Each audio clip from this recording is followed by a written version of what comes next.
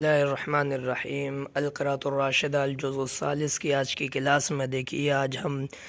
السلطان مظفر شاہ الحلیم کو الگجراتی کو مکمل کر لیں گے۔ وفی آخری ایامہ، اور اپنے آخری دنوں میں، کان یوم الجمعتی، اور وہ جمعہ کا دن تھا، قام الی القصر، قام الی معنی اٹھ کر جانا،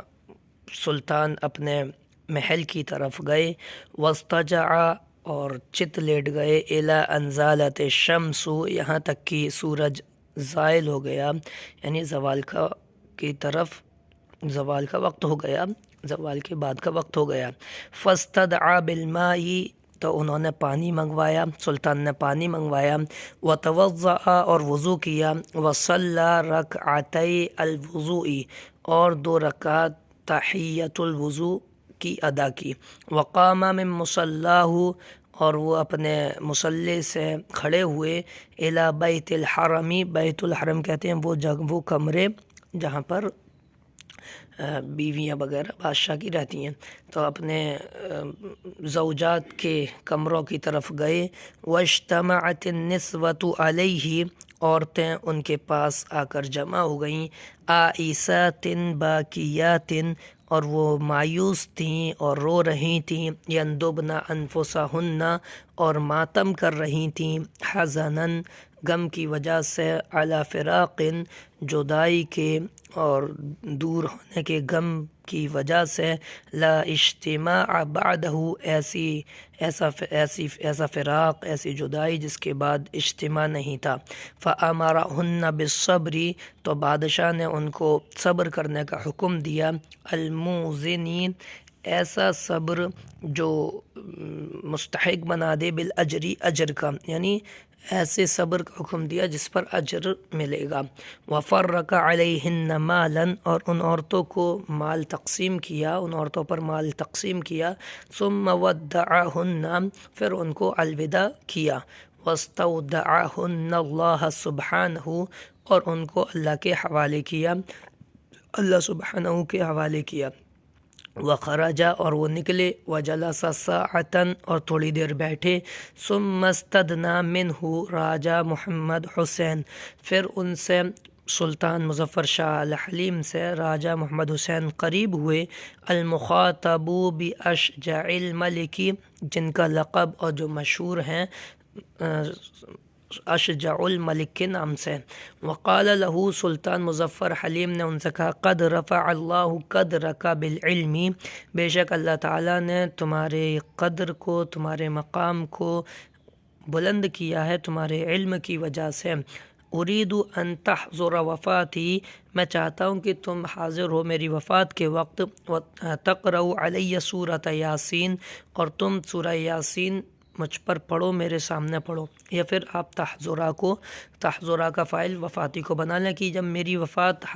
حاضر ہو، یعنی موت کا وقت قریب ہو، روح نکل رہی ہو، تو تم میرے اوپر سورہ یاسین پڑھنا، وتغسلنی، اور تم مجھے غسل دینا، بیدک، اپنے ہاتھ کے ذریعے، اپنے ہاتھ سے غسل دینا، وتسامحنی فیہ، اور تم مجھے اس سلسلے میں معاف فرمائیں، یعنی یہ کام میں آپ کے سپرد کر رہا ہوں تو اس کے لیے میں آپ سے معذرت خواہ ہوں، آپ مجھے معاف فرمائیں، تسامحو، تم معاف کرو، نی، مجھے فیہ، اس کام میں۔ فامتن بما ہوا اہلہ وفداہ، اور وفداہ، اور سلطان مظفر شاہ الحلیم نے ان پر داد و دہش کی، وہ جن کے وہ یعنی مستحق تھے اور جن کے وہ اہل تھے، یعنی یہ راجہ محمد حسین، وفداہ، اور ان پر اپنا مال قربان کیا، خوب مال دیا، ودعا لہ، اور ان کو دعا دی، وسمع اذانا، مظفر شاہ الحلیم نے اذان سنی، فقال، تو پوچھا، ہوا فی الوقت، کیا یہ وقت میں اذان ہو رہی ہے، یعنی کیا نماز کا وقت ہو گیا؟ فاجاب اسد الملک، تو اسد الملک نے جواب دیا، ھذا اذان الاستدعاء، کہ یہ استدعاء کی اذان ہے، اطلاع کی اذان ہے، لاستعداد صلاۃ الجمعۃ، جمعہ کی نماز کی تیاری کے لیے، ویکون فی العادۃ، اور عام طور سے ہوتی تھی، عادت میں تھا، قبل الوقت،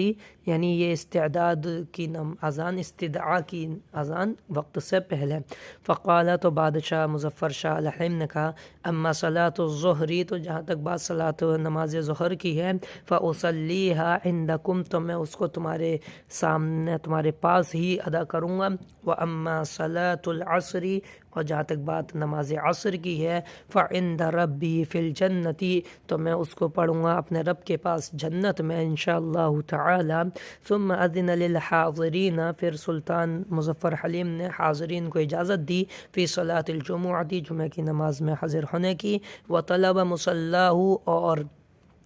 اور اپنا مصلی منگوایا، وصلی، اور نماز پڑھی، ودعا اللہ سبحانہ، اور اللہ سبحانہ سے دعا کی، بوجہ مقبل علیہ، پورے طور پر اس کی طرف، اللہ کی طرف متوجہ ہو کر، وقلب منیب الیہ، اور پورے طور پر دل اللہ کی طرف لگا کر، لو لگا کر، دعاء من ہوا مفارق للقصر، ایسے شخص کی دعا کی جو محل کو چھوڑنے والا ہے، محل سے جدا ہونے والا ہے، مشرف علی القبر، اور قبر میں جانے والا ہے، قبر میں پہنچنے والا ہے۔ ثم کان آخر دعائہ، سلطان مظفر شاہ الحلیم کی دعا، آخری دعا یہ تھی، ربی قد آتیتنی، اے میرے رب بے شک آپ نے مجھے عطا کیا، من الملکی، حکومت، وعلمتنی، اور بے شک آپ نے مجھے سکھایا، من تأویل الاحادیث، خواب کی تعبیر، فاطر السماوات والارض، آپ آسمانوں اور زمینوں کو نئے سرے سے پیدا کرنے والے اور بنانے والے ہیں، انت ولی فی الدنیا والآخرۃ، اور آپ ہی میرے مددگار ہیں، ولی ہیں، دوست ہیں، کارساز ہیں، دنیاوی زندگی میں بھی اور آخرت میں بھی۔ توفنی مسلماً، آپ مجھے وفات دیجئے مسلمان کی حالت میں، اسلام کی حالت میں، وَأَلْحِقْنِي بِالصَّالِحِينَ، اور میرا نیک لوگوں کے ساتھ ملا دیجئے، میرا حشر نیک لوگوں کے ساتھ فرمائیے۔ وقام من مصلاہ، سلطان مظفر شاہ الحلیم اپنے مصلی سے کھڑے ہوئے، ویقول، اور انہوں نے کہا، استودعک اللہ، میں تم کو اللہ کے حوالے کرتا ہوں، واستجع علی سریرہ، اور اپنی چارپائی پر چت لیٹ گئے، وہو مجتمع الحواس، اور وہ ان کے تمام قوت حسیہ حاضر تھیں، مطلب موجود تھیں، ووجہہ الی القبلۃ، اور ان کا چہرہ کعبے کی طرف، قبلے کی طرف تھا، وقال، اور انہوں نے کہا، لا الہ الا اللہ محمد الرسول اللہ، وفاضت نفسہ، اور ان کی روح پرواز کر گئی، والخطیب علی المنبر یدعو لہ، اور خطیب ممبر سے ان کے لیے دعا کر رہا تھا۔ وَإِذْ كَانَ ذَلِكَ فِي ثَانِي جَمَادِی الْأُولَى، اور یہ حادثہ، یہ واقعہ 2 جمادی الاولیٰ کا ہے، یعنی ان کا انتقال 2 جمادی الاولیٰ کو ہوا، سنۃ 32 و900 من الہجرۃ، 932 ہجری میں، وحمل تابوتہ الی سرخیج، اور ان کے